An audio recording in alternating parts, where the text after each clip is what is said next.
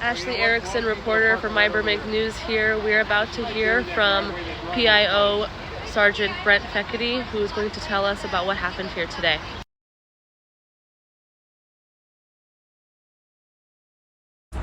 So today at about 4 p.m., the Burbank Police Department received a phone call transfer from the California Highway Patrol. There was a man on the phone who indicated that he was in a parked vehicle here in the parking lot at Home Depot at 1200 South Flower. That man further said that he was armed with a gun and he intended to start shooting people. He went so far as to tell the operator what type of vehicle he was in, the color of the vehicle, and the exact location of the parking lot. So when the officers arrived, they did in fact locate the man still seated in his vehicle. A brief verbal exchange took place, followed by the suspect's aggressive actions, which precipitated an officer-involved shooting. The officers immediately summoned medical aid, at which point the Burbank Fire Department and the paramedics responded. They transported the suspect to Holy Cross Medical Center, where he did succumb to his injuries.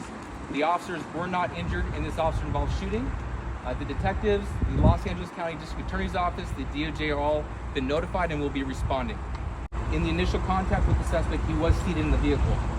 At some point during the brief exchange, he stepped out of the vehicle. He took a shooting stance towards the officers, which then precipitated the officer-involved shooting.